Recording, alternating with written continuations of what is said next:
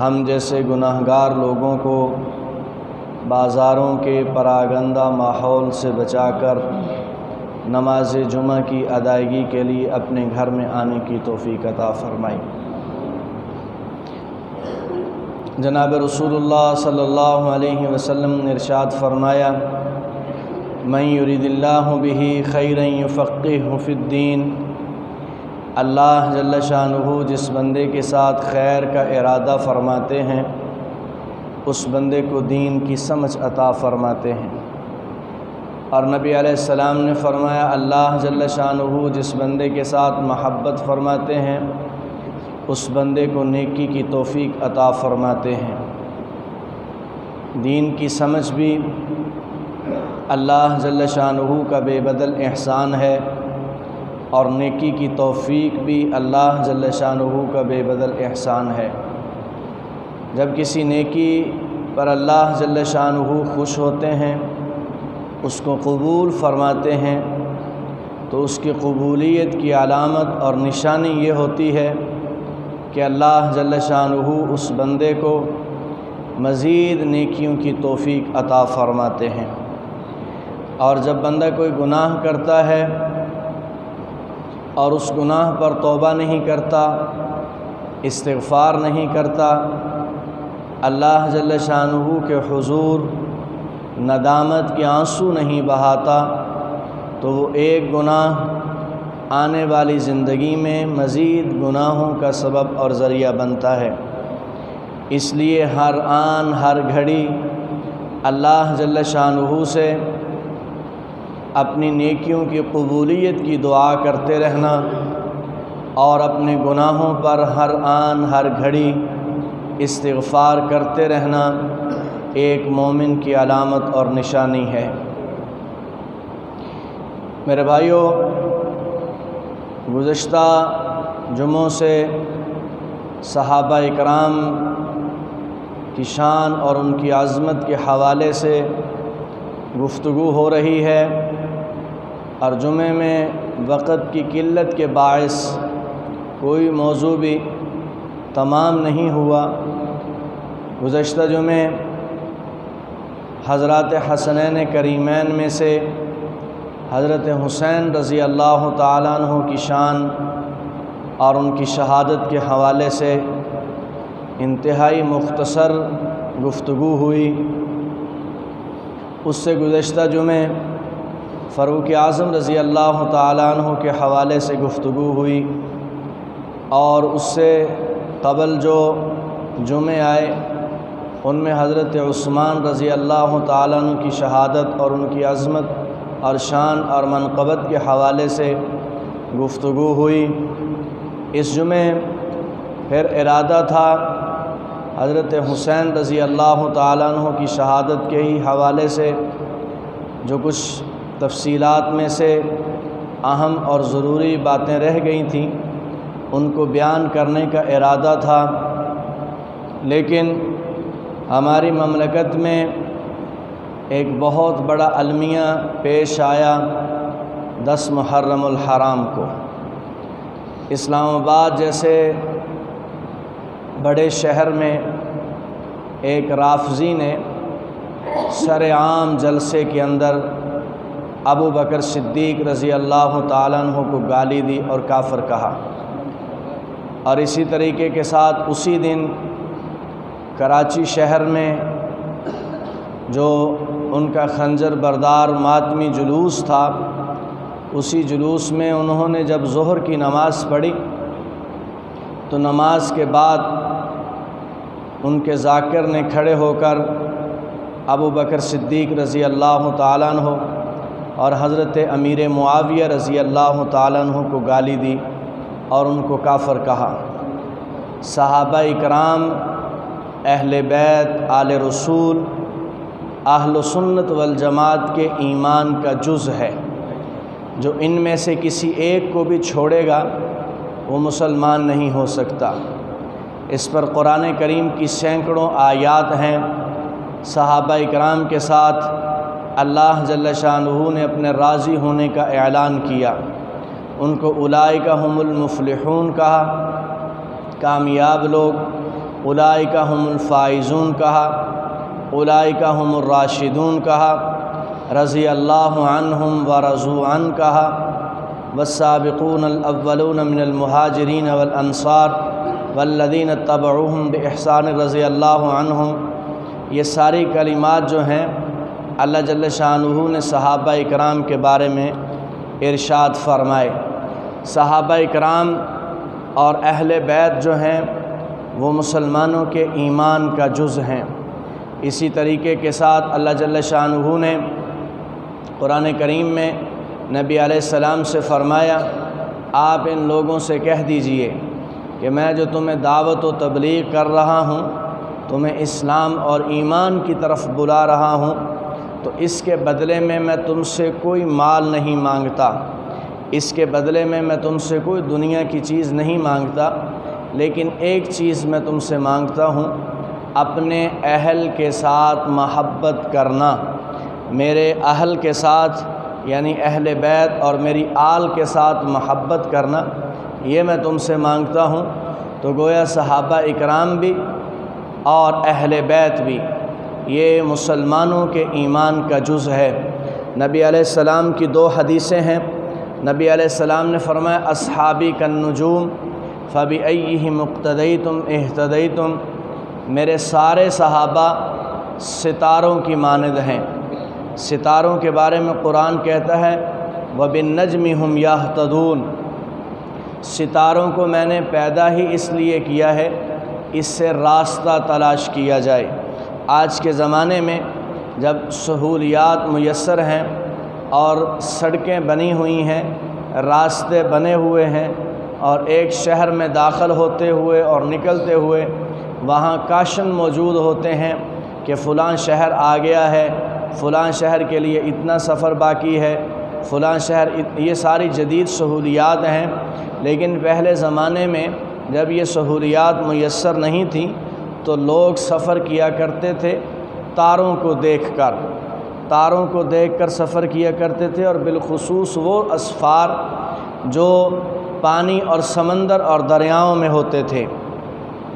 تو قرآن کریم نے ستاروں کی وجہ تخلیق بیان کی ہے، وبالنجم ہم یہتدون، ستاروں کو ہم نے پیدا کیا ہے تاکہ ان کے ذریعے سے تم راستہ معلوم کر سکو۔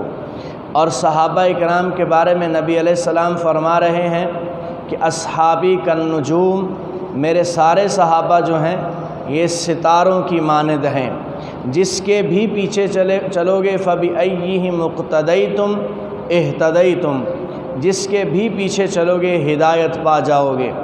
اور نبی علیہ السلام نے اہل بیت کے بارے میں فرمایا، عطرتی کسفینتی نوح علیہ السلام، میری جو عطرت ہے یعنی میرے اہل بیت اور آل رسول، میری جو عطرت ہے یہ ساری کی ساری نوح علیہ السلام کی کشتی کی طرح ہے۔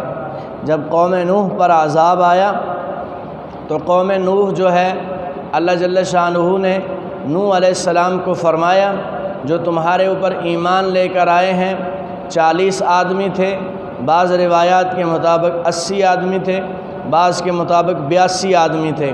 950 سال کی تبلیغ کے بعد یہ مسلمان ہوئے، تو فرمایا یہ کشتی میں سوار ہو جاؤ۔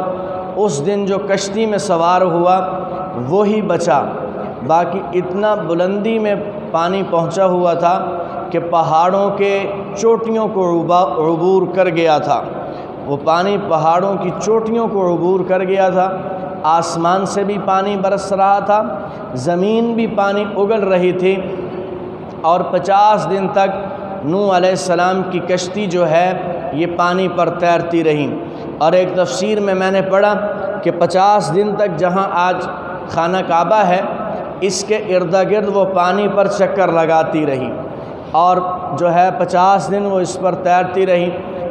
50 دن کے بعد وہ لنگر انداز ہوئی، تو اس میں جو آدمی کشتی میں سوار ہوا بس وہی بچا، اس کے علاوہ کوئی نہیں بچا۔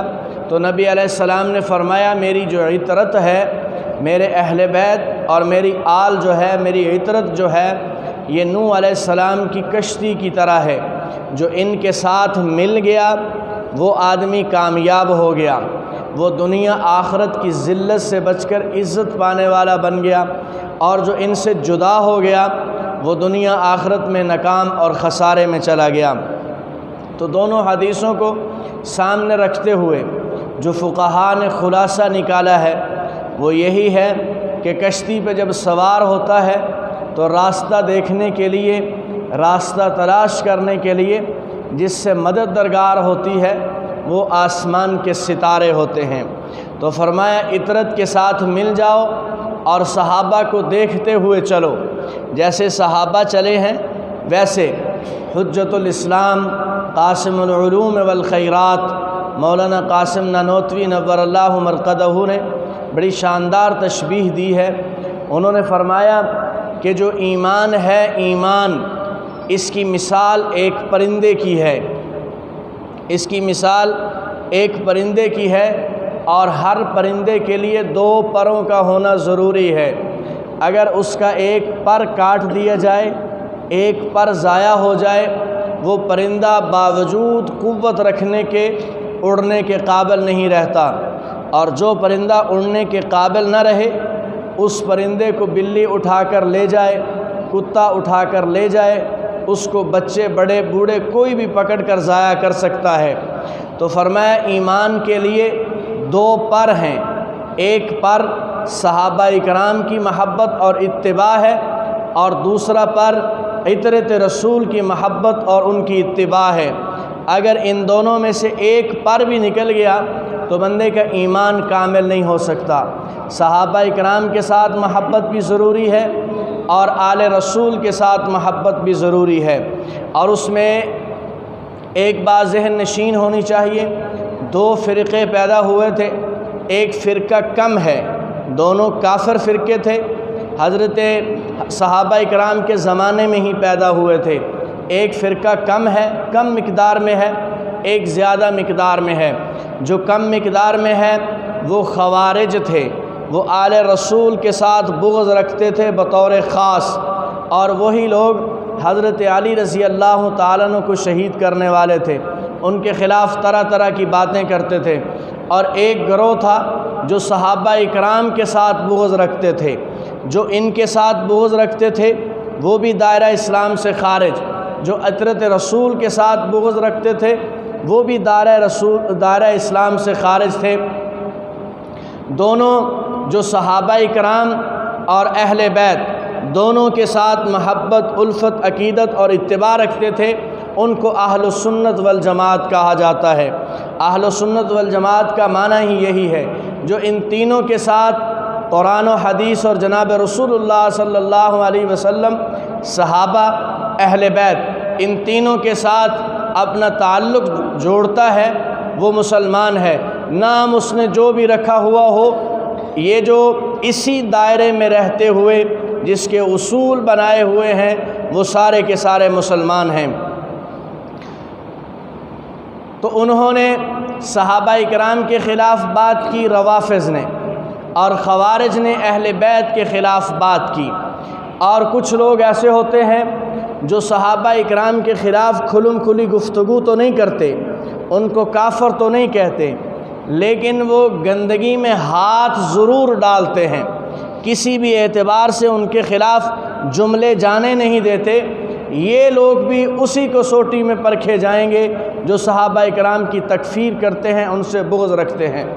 اور اسی طریقے کے ساتھ کچھ لوگ آل رسول کے خلاف کھلم کھلی بات تو نہیں کرتے، لیکن گندگی میں یہ بھی ہاتھ ڈالتے ہیں، ان لوگوں کو بھی اسی کسوٹی میں پرکھا جائے گا جو عطرت رسول کے ساتھ حسد اور بغض رکھتے ہیں۔ اس میں کوئی دوسری رائے نہیں ہے، نہ یہ ایسی بات ہے کہ اس پر بندہ سمجھوتا کرے، یہ ایمان کا مسئلہ ہے اور اس پر کوئی سمجھوتا نہیں ہے۔ باقی اس پر جو گفتگو کی گئی کہ صحابہ اکرام اور اہل بیت کو جدا جدا کیا گیا، اور ایک ایسا جھوٹ کا پلندہ قوم کے سامنے پیش کیا گیا کہ صحابہ اکرام الگ ہیں اور اہل بیت اور عطرت رسول الگ ہیں، ان کا آپس میں تعلق نہیں ہے، ان کی آپس میں لڑائی تھی، ان کا آپس میں بغض تھا، اور انہوں نے ایک دوسرے کا حق سلب کیا ہوا ہے، یہ ساری خرافات ہیں، ان خرافات میں کوئی صداقت نہیں ہے۔ اس لیے کہ ہم لوگ اس کو بھی مانتے ہیں جس کو جناب رسول اللہ صلی اللہ علیہ وسلم کے ساتھ صحابیت کی نسبت حاصل ہے، اور ہم اس کو بھی مانتے ہیں جس کو جناب رسول اللہ صلی اللہ علیہ وسلم کے ساتھ خون کی نسبت حاصل ہے۔ دونوں نسبتوں کو ہم مانتے ہیں۔ اور آپ دیکھیں ہمارا جو عقیدہ ہے، میں نے جیسے پہلے عرض کیا کہ صحابہ کرام کے خلاف کھلم کھلی بات تو نہیں کرتے، لیکن گندگی میں ہاتھ ضرور ڈالتے ہیں۔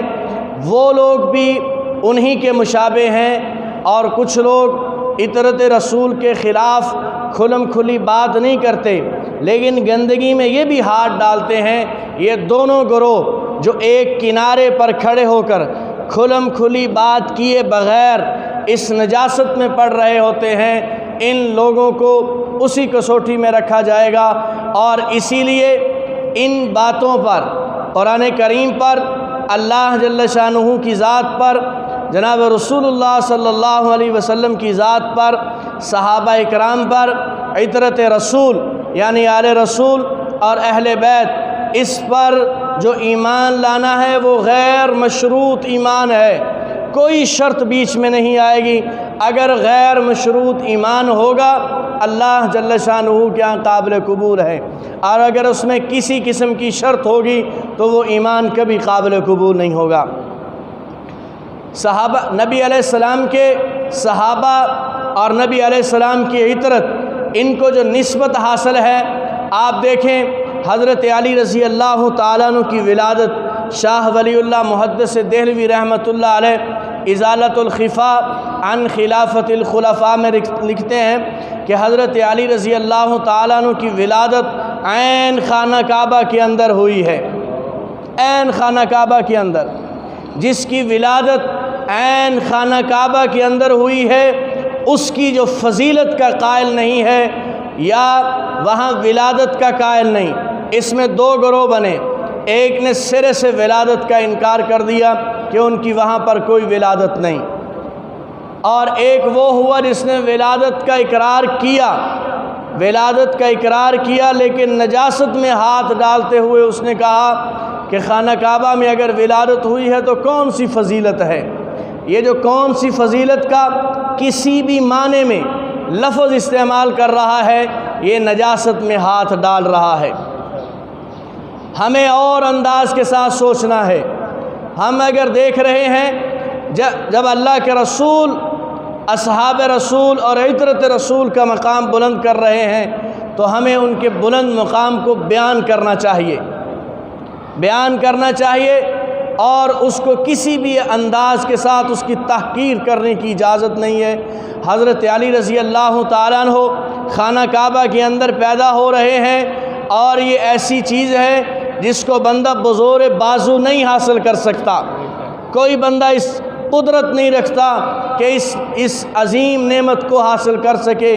جب ان کی اتنی بڑی فضیلت ہے تو حضرات شیخین، حضرت ابو بکر صدیق رضی اللہ تعالیٰ عنہ اور حضرت عمر رضی اللہ تعالیٰ عنہ، ان کو جو نسبت حاصل ہوئی ہے وہ بھی بزور بازو حاصل نہیں کی جا سکتی۔ ان کی جو قبریں ہیں وہ روضہ رسول کے ساتھ بنی ہوئی ہیں۔ ان کی ولادت یہاں ہو رہی ہے خانہ کعبہ میں، جس زمین کے ٹکڑے کا کوئی مقابلہ نہیں کر سکتا، اور ان کی تدفین اللہ کے رسول کے ساتھ ہو رہی ہے جس جگہ کا کوئی مقابلہ نہیں کر سکتا۔ ان کی ولادت ماننا بھی ضروری ہے، اس کی فضیلت ماننا بھی ضروری ہے، اور ان کی وہاں تدفین اور اس کی فضیلت ماننا بھی ضروری ہے۔ حضرت ابو بکر صدیق رضی اللہ تعالیٰ عنہ جناب رسول اللہ صلی اللہ علیہ وسلم کے ساتھ ان کی محبت اور الفت ہے، اور آپ دیکھیں جیسے پیدا ہونے والے کی ولادت کی عظمت ہے ان کو ماننا ضروری، تدفین ہونے والوں کی عظمت ہے ان کا ماننا بھی ضروری ہے۔ اسی طریقے کے ساتھ اللہ کے رسول صلی اللہ علیہ وسلم اب حضرت علی رضی اللہ تعالیٰ عنہ کو بلاتے ہیں اور فرمایا، علی خانہ کعبہ کے اوپر، یہ مکی زندگی ہے ہجرت سے پہلے کی، خانہ کعبہ کی چھت پر ایک بت رکھا ہوا ہے، اور مکے کے کافر بڑے اتراتے ہیں کیونکہ جو اللہ کے رسول کے پیروکار ہیں وہ بت بنانے والے نہیں ہیں، بت گرانے والے ہیں۔ ہمارے کچھ ایسے لوگ بھی ہیں جو کافروں کے معبد خانے بناتے ہیں اور بنانے کے بعد اس پر فخر کر رہے ہوتے ہیں۔ کافر کے ساتھ جو آپ نے تعاون کرنا ہے، جس کی شریعت اجازت بھی دے رہی ہے، حکم بھی دے رہی ہے، وہ یہی ہے آپ ان کے لیے خورد و نوش کا انتظام کر سکتے ہیں، آپ ان کے لیے لباس کا انتظام کر سکتے ہیں، آپ ان کے لیے رہائش کا انتظام کر سکتے ہیں، آپ ان کے لیے صحت کا انتظام کر سکتے ہیں۔ باقی رہا ان کے عبادت خانے، زیادہ سے زیادہ آپ کو اجازت یہ ہے کہ ان کو بنانے سے روکنا نہیں ہے، بنانا چاہیں تو بنائیں، روکنا نہیں ہے بس۔ باقی ان کے عبادت خانے بنا کر دینا کسی بھی مصلحت کے تحت اخروی اعتبار سے فائدہ مند نہیں ہے۔ اللہ کے رسول صلی اللہ علیہ وسلم نے فرمایا، علی وہ جو خانہ کعبہ کی عین اوپر بڑا بت رکھا ہوا ہے وہ بت توڑنا ہے۔ کہا یا رسول اللہ کس وقت؟ فرمایا رات کو آئیں گے، رات کو آئیں گے۔ نبی علیہ السلام اور حضرت علی رضی اللہ تعالیٰ عنہ رات کے وقت آئے خانہ کعبہ کے قریب، اور لوگ اپنے گھروں میں مشرکین مکہ سوئے ہوئے ہیں۔ نبی علیہ السلام نے حضرت علی رضی اللہ تعالیٰ عنہ کو فرمایا کہ علی، حضرت علی رضی اللہ تعالیٰ عنہ فرمایا کہ علی میں بیٹھتا ہوں تو میرے کندھوں پر سوار ہو کر اس بت کو گرا دے۔ کہا یا رسول اللہ آپ کے کندھوں پر یہ تو گستاخی ہو جائے گی، میں بیٹھتا ہوں اور آپ کندھوں پر سوار ہو جائیے۔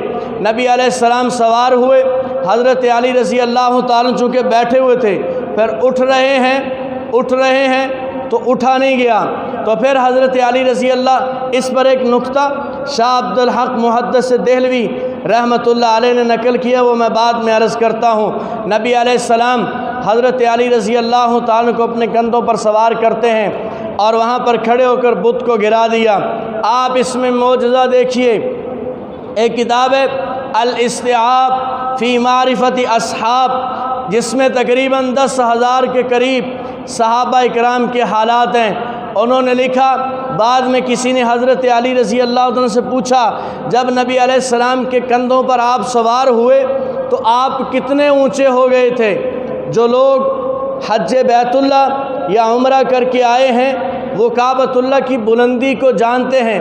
جہاں آج صحن ہے، نبی علیہ السلام کے زمانے میں بھی اتنا ہی صحن تھا، یہ ذرے برابر اونچا نہیں ہوا، اور وہاں بندہ کھڑا ہو، اس کے اوپر بندہ کھڑا ہو تو چھت پر نہیں پہنچ سکتا، آج بھی اس کی بلندی بہت ہے۔ تو کسی نے کہا جی آپ جب کھڑے ہوئے تو کتنا اونچا ہو گئے؟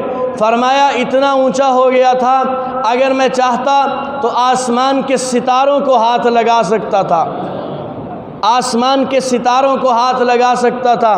حضرت شاہ عبد الحق محدث دہلوی رحمۃ اللہ علیہ سے کسی نے پوچھا حضرت ایک مسئلہ بتائیے، آپ کہہ رہے ہیں کہ نبی علیہ السلام حضرت علی رضی اللہ تعالیٰ کندھوں پر سوار ہوئے تو وہ اٹھ نہ سکے، وہ حضرت علی رضی اللہ تعالیٰ کے کندھوں پر نبی علیہ السلام بیٹھے، وہ زمین سے اٹھ نہ سکے۔ اور جہاں آپ کا دوسرا عقیدہ یہ ہے کہ اللہ کے رسول ایک لاغر، کمزور، ضعیف اونٹنی پر سوار ہوتے ہیں تو وہ تیز رفتار اور جوان ہو جاتی ہے، اور اگر وہ طاقتور ہو سکتی ہے تو یہ تو شیر خدا ہیں، یہ کیوں نہیں اٹھ سکے؟ شاہ عبد الحق محدث دہلوی رحمۃ اللہ علیہ نے اس کا اعتراض سنا، کہا اصل بات یہ ہے کہ اللہ چاہتے نہیں تھے کہ اٹھیں، اللہ جل شانہ چاہتے نہیں تھے کہ اٹھیں۔ کہا جی اللہ کیوں نہیں چاہتے تھے؟ فرمایا اس لیے کہ اگر یہ اٹھ جاتے تو بت کو ہاتھ اللہ کے رسول کا لگتا، بت کو ہاتھ کس کا لگتا؟ اللہ کے رسول کا ہاتھ لگتا، اور جس چیز کو اللہ کے رسول کا ہاتھ لگ جائے وہ چیز جہنم میں نہیں جاتی۔ اور بتوں کے بارے میں اللہ جل شانہ نے قرآن میں بیان فرمایا ہے کہ بت سارے کے سارے اپنی پوجا کرنے والوں کے ساتھ جہنم میں جائیں گے، اس لیے اللہ کے رسول کا ہاتھ جس کو لگ گیا اس پر اللہ جل شانہ نے جہنم کی آگ کو حرام، یہ مصلحت تھی۔ فاروق اعظم رضی اللہ تعالیٰ عنہ اسی پر مثال دیتے ہوئے بات اور سمجھ جا رہی ہے۔ ایک بندہ آیا، جب سورۃ والنازعات نازل ہوئی تو اللہ جل شانہ نے فرمایا کہ ہم مردہ ہڈیوں کو اٹھائیں گے۔ ایک بندہ آیا نبی علیہ السلام کی خدمت میں، ایک بدو اور دیہاتی، کہا یا رسول اللہ میں آیا ہوں آپ کے پاس، آپ کی چند باتیں بڑی عجیب ہیں۔ ان میں سے ایک بات اس نے یہ کی کہ آپ کہتے ہیں مرنے کے بعد دوبارہ اٹھائے جائیں گے۔ اس نے ہڈی اٹھائی، کہا جب میں قبر میں جا کر یہ بوسیدہ اور بوریدہ ہڈی بن جاؤں گا، اس کے بعد اللہ کیسے پیدا کرے گا؟ تو نبی علیہ السلام نے فرمایا ہاں اللہ جل شانہ پیدا کرے گا، اور قیامت کے دن میں تیرا، یہ نبی علیہ السلام اس بدو کو کہہ رہے ہیں، میں قیامت کے دن تیرا ہاتھ یوں پکڑ کے تجھے دکھاؤں گا کہ دیکھ میدان محشر قائم ہو گیا ہے، میں میدان محشر میں تیرا ہاتھ پکڑ کر دکھاؤں گا۔ کچھ زمانہ گزرا، نبی علیہ السلام کی وفات ہو گئی، اس کے بعد وہ بدو آیا اور مسلمان ہو گیا۔ حضرت عمر رضی اللہ عنہ کا زمانہ خلافت ہے، وہ بدو آیا، صحابہ بیٹھے ہوئے ہیں، 22 لاکھ مربع میل کا حکمران بیٹھا ہوا ہے۔ وہ بندہ آیا، حضرت عمر رضی اللہ تعالیٰ عنہ اپنی جگہ سے اٹھے اور اس کا استقبال کرتے ہوئے دروازے تک پہنچے اور اس کو لائے، اعزاز اکرام کے ساتھ بٹھایا۔ صحابہ نے کہا کہ آپ ایک بدو کا اس قدر استقبال کر رہے ہیں، احترام کر رہے ہیں، کیوں کر رہے ہیں؟ کہا میں نے اللہ کے رسول سے سنا، اس کو کہہ رہے تھے کہ قیامت کے دن میں تیرا یوں ہاتھ پکڑ کے تجھے دکھاؤں گا کہ دیکھ میدان محشر قائم ہو گیا ہے۔ اور میرا ایمان یہ ہے کہ جس کا اللہ کے رسول دنیا میں ہاتھ پکڑ لیں وہ جہنم میں نہیں جا سکتا، اس کا ہاتھ تو اللہ کے رسول میدان محشر میں پکڑیں گے۔ یہ نقطہ شاہ عبد الحق محدث دہلوی رحمۃ اللہ علیہ نقل کرتے ہیں کہ نبی علیہ السلام کا ہاتھ بت سے لگانے سے بچانے کے لیے حضرت علی رضی اللہ تعالیٰ عنہ کو اللہ جل شانہ نے نہیں اٹھنے دیا۔ اور فتح مکہ کے موقع پر بھی نبی علیہ السلام نے جب بت گرائے تھے ہاتھ سے نہیں گرائے، ہاتھ میں چھڑی تھی اور بتوں کو چھڑی لگا رہے تھے اور فرما رہے تھے قل جاء الحق وزهق الباطل ان الباطل کان زہوقا، چھڑی لگاتے بت پاش پاش ہو جاتا، ہاتھ اس وقت بھی نہیں لگایا۔ ایک وہ موقع ہے کہ حضرت علی رضی اللہ تعالیٰ عنہ اللہ کے رسول کے کندھوں پر سوار ہیں۔ ایک وہ موقع آیا ہجرت کی رات، اللہ کے رسول کو ابو بکر صدیق رضی اللہ تعالیٰ عنہ اپنے کندھوں پہ سوار کر کے غار کے اوپر پہاڑ پر چڑھتے نظر آتے ہیں۔ یہ جو کندھوں پر سوار کر رہا ہے یہ بھی ماننا ضروری ہے، جس کے کندھوں پر اللہ کے رسول سوار اس کو بھی ماننا ضروری ہے۔ ان دونوں کے ماننے کا نام ایمان ہے۔ اللہ کے رسول صلی اللہ علیہ وسلم آرام فرما رہے ہیں، حضرت ابو بکر صدیق رضی اللہ تعالیٰ عنہ کی جھولی میں آرام فرما رہے ہیں، اور نبی علیہ الصلوۃ والسلام آرام فرما رہے، ابو بکر صدیق بیٹھے ہوئے ہیں۔ یہاں دامن ابو بکر صدیق کا ہے، آرام اللہ کے رسول فرما رہے۔ ایک موقع آیا یہ رسول اللہ کا دامن ہے، اس میں آرام حضرت حسین فرما رہے ہیں، جو آرام کر رہا ہے اس کا ماننا بھی ضروری ہے، جس کے دامن میں آرام کر رہے ہیں اس کا ماننا بھی ضروری ہے۔ حضرت ابو بکر صدیق کی ایڑی پر سانپ ڈستا ہے، اللہ کے رسول اپنا لعاب لگاتے ہیں، زہر ختم ہو جاتا ہے۔ حضرت علی آئے، آنکھوں میں درد ہے، اللہ کے رسول نے وہاں لعاب لگایا، درد ختم ہو گیا۔ لعاب جس کی ایڑی پہ لگایا اس کا ماننا بھی ضروری ہے، لعاب جس کی آنکھوں پہ لگایا اس کا ماننا بھی ضروری ہے۔ اللہ کے رسول صلی اللہ علیہ وسلم پر حضرت فاروق اعظم ایمان لے کر آتے ہیں، مسلمان ہوئے، اور مسلمان ہونے کے بعد پھر مکہ کی گلیوں میں نکلے ہیں اور اعلان کر رہے ہیں۔ سب سے پہلے اعلانیہ اسلام قبول کرنے والے حضرت فاروق اعظم اعلان کر رہے ہیں، لوگو سنو، عمر بن خطاب کا بیٹا مسلمان ہو گیا ہے، آؤ مقابلے کے لیے، جو میرے اسلام لانے سے میرا دشمن بنتا ہے آئے مقابلے کے لیے، جس نے اپنی بیویوں کو بیوہ کرانا ہو آئے عمر بن خطاب کے مقابلے میں، جس نے اپنے بچوں کو یتیم کرانا ہو آئے خطاب کے بیٹے سے مقابلہ کرنے کے لیے۔ وہ جو اللہ کے رسول پر ایمان لانے کے بعد اپنی بات کا پہرا دے رہا ہے، ایک وہ ہے، ایک یہ ہے، ایک وہ ہے، خندق کا موقع ہے، اور اسی موقع پر ایک کافر اس گھوڑے پر سوار ہو کر خندق کو پھلانگ کر آگے آ گیا اور پہنچا، اور وہاں للکار رہا ہے۔ حضرت علی کھڑے ہوئے کہا، اللہ کے رسول مجھے اجازت دیجیے، کیسے ہو سکتا ہے کہ یہ کافر آئے مسلمانوں کو للکارے اور اس کا جواب نہ دے سکوں؟ یہ جواب دینے کے لیے حضرت علی رضی اللہ تعالیٰ عنہ تلوار اٹھاتے ہیں اور اس کو جسم سے چیر کر دو ٹکڑے کر دیتے ہیں۔ وہ جو مکہ مکرمہ میں تلوار اٹھاتا ہے وہ بھی اعلیٰ ہے، اس پر ایمان لانا بھی ضروری، جو مدینہ منورہ میں تلوار اٹھاتا ہے اس پر ایمان لانا بھی ضروری۔ اللہ کے رسول بیمار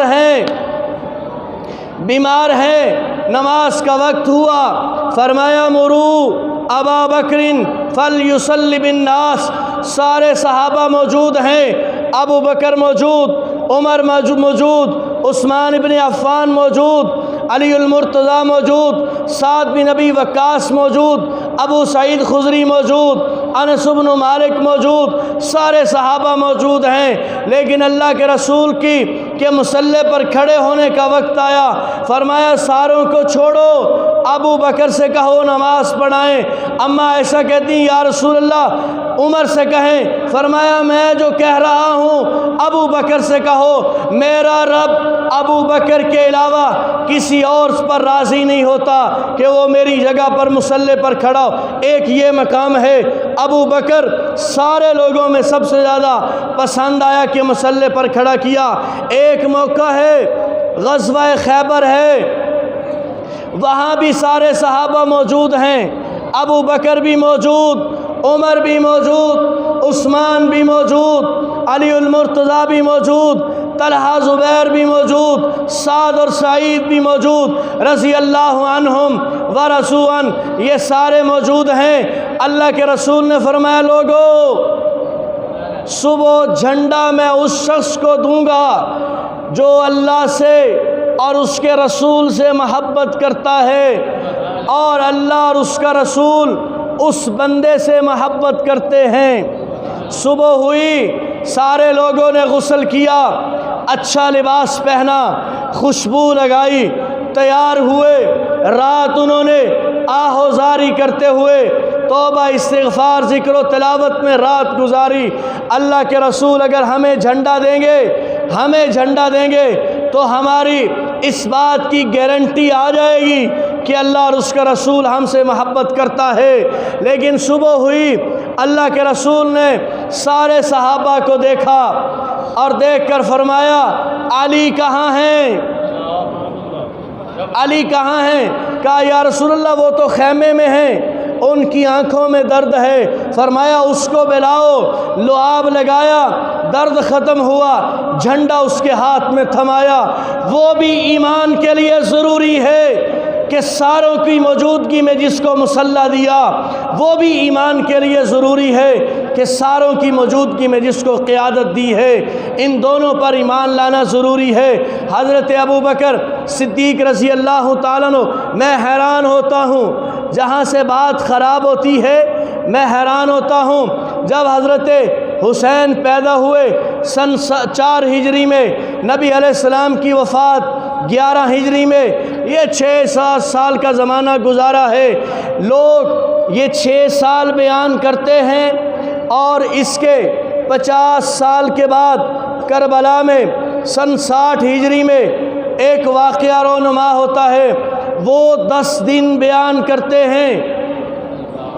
بات سمجھ رہی ہیں؟ 7 سال پہلے آ گئے، نبی علیہ السلام کی وفات تک، اور بیچ کے سارے 50 سال چھوڑ دیے گئے، اور اس کے بعد پھر صرف 10 محرم الحرام کے 10 دن سن 60 ہجری کے بیچ کے 50 سال غائب کر دیے گئے۔ اگر یہ 50 سال آئیں گے بیچ میں بیان ہوں گے تو پھر صحابہ اصحاب رسول اور اطرت رسول ایک نظر آئیں گے، ایک نظر آئیں گے۔ اگر یہ بیچ سے غائب کر دیے جائیں گے پھر ایک نظر نہیں آئیں گے۔ ابو بکر صدیق رضی اللہ تعالیٰ عنہ مسجد سے باہر نکلتے ہیں، حضرت حسین یہ امیر المؤمنین ہیں، خلیفہ ہیں، یہ باہر نکل رہے ہیں۔ حضرت حسین بالکل چھوٹی عمر میں 8 سال کی عمر، 7 سال کی عمر، یہ کھیلتے نظر آ رہے ہیں۔ ابو بکر صدیق رضی اللہ تعالیٰ عنہ آگے بڑھے اور بچے کو اٹھا لیا اور ان کی پیشانی پہ بوسہ دیا، کہا علی یہ بیٹا آپ کا ہے لیکن مشابہ اللہ کے رسول کے ہے، یہ اللہ کے رسول کے مشابہ ہے، اور کہا مجھے اتنا ہی پیارا ہے جتنا اللہ کے رسول پیارے ہیں۔ یہ حضرت علی رضی اللہ تعالیٰ خوش ہوئے، کیونکہ عرب کے اندر بچوں کو اٹھانا عیب سمجھا جاتا تھا۔ لوگ اپنے بیٹوں کے ان کمروں میں داخل نہیں ہوتے تھے جہاں انہیں اپنی گردنیں جھکا کر داخل ہونا پڑتا تھا۔ ان کمروں میں ویسے تو بتوں کے سامنے پڑے ہوتے تھے، لیکن غرور اور تکبر اتنا تھا، کبھی اپنے بچوں کو نہیں اٹھایا، اپنی اولاد کے گھر کے ان کمروں میں داخل نہیں ہوتے تھے جہاں گردن جھکانی پڑتی تھی۔ تو ایک غیر کے بچے کو اٹھانا، کسی اور کے بچے کو اٹھانا، حضرت علی رضی اللہ تعالیٰ عنہ خوش ہوتے ہیں۔ اللہ جل شانہ نے بیٹا عطا فرمایا، پہلے بیٹے کا نام ابو بکر رکھا، یہ اور بیوی سے حضرت فاطمہ رضی اللہ عنہ کے بطن سے جو پیدا ہوئے ہیں ان کے نام اللہ کے رسول نے رکھے ہیں۔ اور ابو بکر صدیق رضی اللہ تعالیٰ عنہ کی وفات کے بعد جو حضرت علی کے گھر میں بچہ پیدا ہو رہا ہے اس کا نام حضرت علی ابو بکر رکھ رہے ہیں۔ اور عجیب اتفاق یہ ہے کہ کربلا میں 10 محرم الحرام میں جو شہید ہو رہے ہیں 4 حضرت علی کے بھائی ہیں، حضرت حسین کے بھائی ہیں، دوسری ماں سے بھائی ہیں، ایک ابو بکر بن علی، ایک عمر بن علی، ایک عثمان بن علی، اور ایک عبداللہ بن علی، اور ایک کا نام عباس بن علی ہے۔ یہ وہ ہیں جو کربلا میں حضرت حسین کے ساتھ شہید ہو رہے ہیں۔ اگر ان میں نفرت ہوتی کبھی بھی ان کا نام نہ رکھتے، ان میں محبت ہے تو نام رکھ رہے ہیں، 20 واقعات موجود ہیں، لیکن جو میں نے اپنی گفتگو کے شروع میں کہا صرف 5-7 منٹ میں میں اس واقعے کا مختصر سا حصہ آپ کے سامنے عرض کرنا چاہتا ہوں، جس بنیاد پر اس شخص نے، اس ملعون نے اسلام آباد میں کھڑے ہو کر حضرت ابو بکر صدیق رضی اللہ تعالیٰ عنہ کو نعوذ باللہ کافر کہا ہے۔ اس وجہ سے حضرت علی، حضرت فاطمہ رضی اللہ تعالیٰ عنہ، اور یہ جو معاملہ ہے اس کو باغ فدق کہتے ہیں، باغ فدق آپ نے اکثر روافض سے سنا ہوگا۔ باغ فدق کے معاملے میں جب صحابہ شیر و شکر ہیں، آل رسول کے ساتھ محبت موجود ہے، فاروق اعظم رضی اللہ تعالیٰ عنہ ممبر پر ہوں اور آل رسول کا ایک فرد کہے ممبر سے اتر جاؤ، میرے باپ کا ممبر ہے، فاروق اعظم اتر جاتے ہوں۔ جب آل رسول کا ایک فرد کہے کہ آپ بھی غلام ہو، آپ کا باپ بھی میرا غلام ہے، تو وہ کہے اگر پکے ہو میری نجات کے لیے کافی ہے۔ حضرت عثمان کے دروازے پر کھڑے ہو کر تلوار پکڑ کر پہرا دے رہے ہوں۔ جب اس قدر محبت موجود ہو تو خام خامے سے ایک شوشہ اٹھا دینا جو ان کے معاملات حل ہو گئے تھے، یہ ایمان خراب کرنے والی بات۔ یہ جو فدق ہے یہ خیبر میں مکہ مدینہ منورہ سے تبوک جاتے ہوئے 180 کلومیٹر کے فاصلے پر ایک جگہ ہے خیبر، جو نبی علیہ السلام نے فتح کیا، جس کا جھنڈا حضرت علی کو دیا۔ وہ جو اس کو فتح کیا ہے، خیبر کے قریب ایک باغ ہے، وہ جس جگہ پر ہے اس بستی کا نام فدق تھا، اور وہاں ٹوٹل جو ہیں وہ 13 کھجور کے درخت تھے اس باغ میں، وہ نبی علیہ السلام کا حصہ تھا، مال فے تھا، اس کی تفصیلات الگ ہیں، وہ نبی علیہ السلام کے حصے میں آیا۔ نبی علیہ السلام اپنی زندگی میں اس کو ایک ترتیب سے خرچ کرتے، اپنی ازواج کے لیے حصہ رکھتے، سال کا خرچہ رکھتے، اپنی بیٹیوں کے لیے خرچہ رکھتے، رشتہ داروں کے لیے خرچہ رکھتے، غریبوں کے لیے ایک ترتیب کے ساتھ نبی علیہ السلام اس کو خرچ کرتے۔ جب نبی علیہ السلام کی وفات ہوئی، بخاری شریف کی روایت ہے، اماں فاطمہ رضی اللہ تعالیٰ عنہ آئیں، کہا ابو بکر صدیق رضی اللہ تعالیٰ عنہ کے پاس، اور آ کر کہا کہ میرے والد وفات پا گئے ہیں، ان کی وراثت آپ تقسیم کر دیجئے۔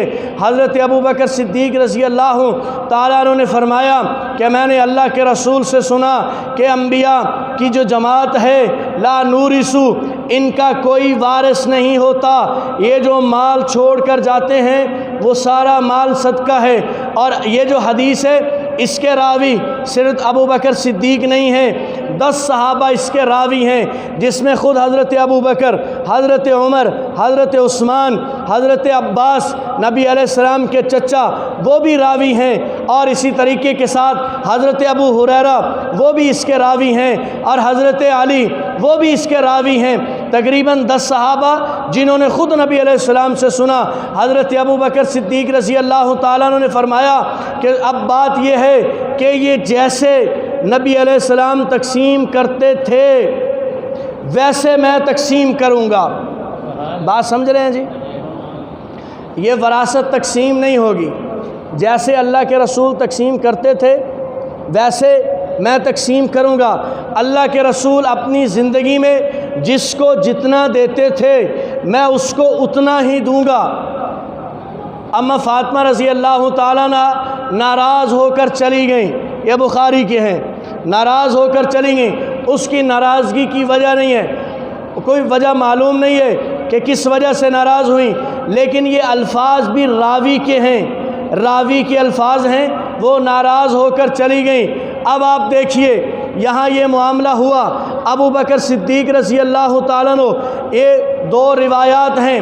ایک روایت البدایہ والنہایہ میں علامہ ابن کثیر دمشقی رحمہ اللہ علیہ نے نقل کی، دوسری اور اسی روایت کو بہقی شریف میں بطور حدیث کے حضرت علی رضی اللہ تعالیٰ عنہ کے ایک شاگرد سے امام بہقی نے نقل کیا ہے۔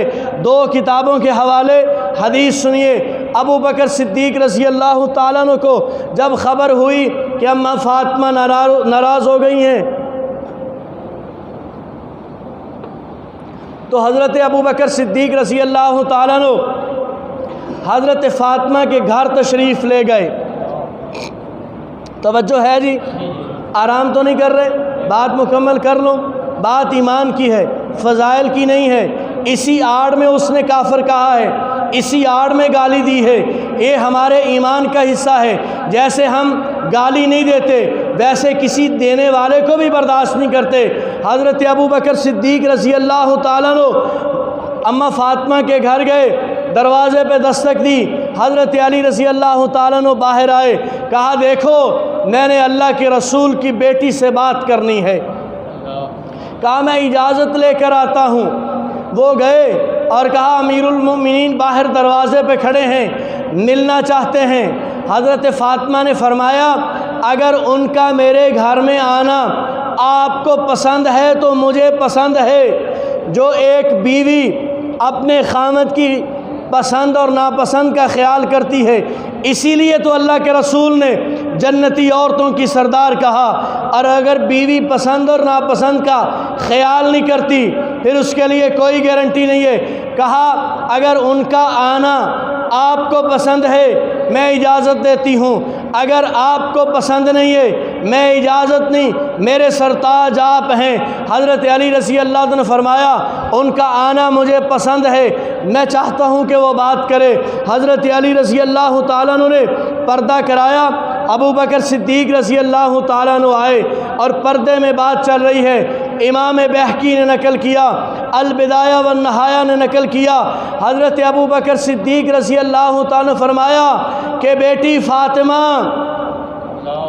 میں اللہ کے رسول کے خلاف نہیں جا سکتا، میں نے جو کچھ بھی کیا ہے اللہ کے رسول کے لیے کیا ہے، میں ان کے خلاف نہیں جا سکتا۔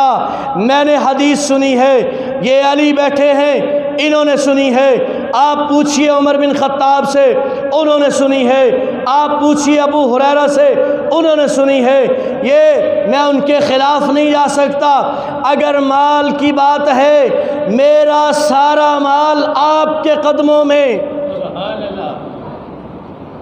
نہیں سمجھے؟ میرا سارا وہ نہیں میں دے سکتا، میرا سارا مال آپ کے قدموں میں۔ تو اماں فاطمہ نے فرمایا ابو بکر مجھے مال کی ضرورت نہیں ہے، میں تو صرف اپنے باپ کی وراثت لینے گئی تھی۔ آپ نے حدیث سنائی ہے، وہ نہ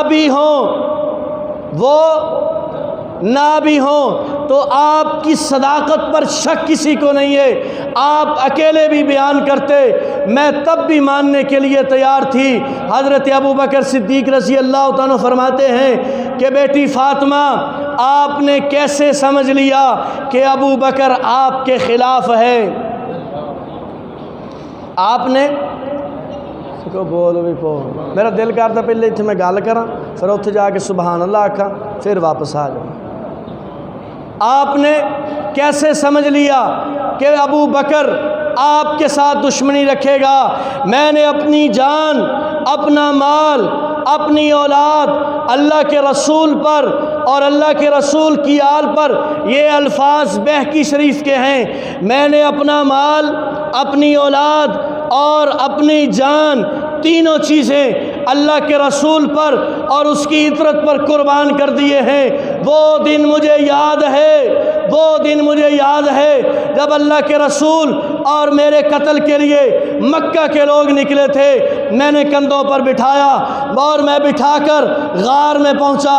ادھر میں نے اپنی بیٹی سے کہا، 8 سال کی اسماء سے کہا تو نے کھانا پہنچانا ہے۔ ابو جہل کو خبر ہوئی اللہ کے رسول نہیں ہے، وہ ابو بکر کے گھر آیا، دروازے پہ دستک دی ہے، دروازے سے حضرت اسماء بنت ابی بکر 8 سال کی بچی باہر نکلی، پوچھا تیرا والد کہاں ہے؟ کہا معلوم ہے، بتاؤں گی نہیں۔ اس نے زور سے تھپڑ مارا، حضرت اسماء بنت ابی بکر زمین پر گرتی ہیں۔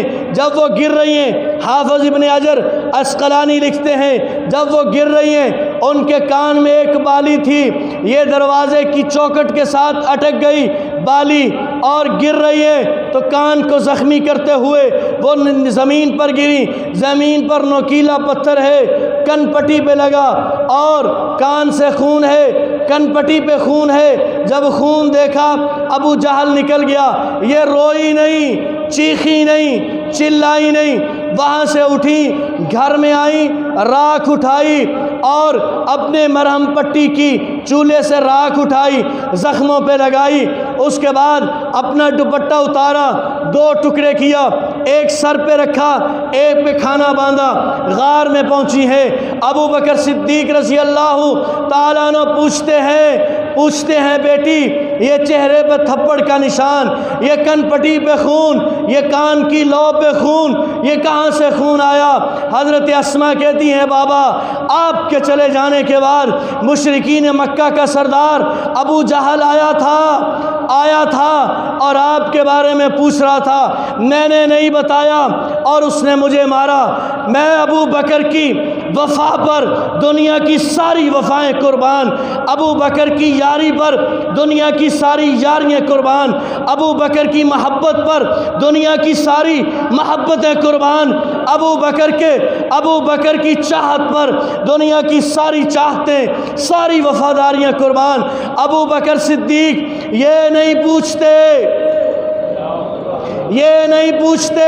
بیٹی جب اس نے تجھے مارا تجھے چھڑانے والا کوئی نہیں تھا، جب اس نے تجھے مارا تو تجھے زیادہ درد تو نہیں ہوا، تیرا خون زیادہ تو نہیں نکلا، یہ نہیں پوچھتے، بلکہ وہ کہتے ہیں بیٹی ان تھپڑوں کو چھوڑ، خون کے قطرات کو چھوڑ، زخموں کو چھوڑ، تو یہ بتا جو اس نے تجھ سے پوچھا وہ تو نے بتایا تو نہیں۔ حضرت اسماء کہتی ہیں بابا اگر میں بتا دیتی تو مجھے صدیق کی بیٹی کون کہتی؟ حضرت ابو بکر صدیق رضی اللہ تعالیٰ عنہ کہتے ہیں بیٹی فاطمہ میں نے اپنا سب کچھ اللہ کے رسول پر قربان کیا ہے، میں کیسے آپ کا حق غصب کر سکتا ہوں؟ لیکن جس کی اللہ کے رسول مجھے اجازت نہیں دیتے ابو بکر ذبح ہو جائے گا، وہ کبھی بھی نہیں کرے گا۔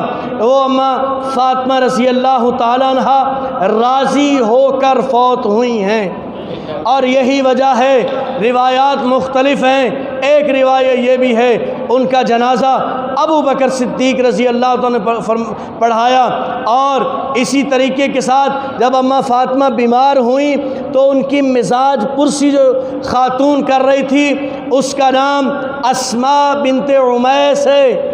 اسماء بنت عمیس رضی اللہ تعالیٰ عنہ یہ حضرت ابو بکر صدیق رضی اللہ تعالیٰ عنہ کی بیوی ہے، جس کی بیوی ان کے آخری لمحات میں ان کی مزاج پرسی کر رہی ہو اور ان کے وفات پانے کے بعد ان کو غسل دے رہی ہو، ان کے بارے میں کہیں یہ ناراض ہو کر مرے ہیں، یہ لڑ کر فوت ہوئے ہیں، آپس میں رنجشیں تھیں، یہ 100% غلط ہے۔ صحابہ کی آپس میں محبت تھی اہل بیت کے ساتھ، اور اہل بیت کی محبت تھی صحابہ کے ساتھ۔ صحابہ پر ایمان بھی ضروری ہے، اہل بیت پر ایمان بھی ضروری ہے۔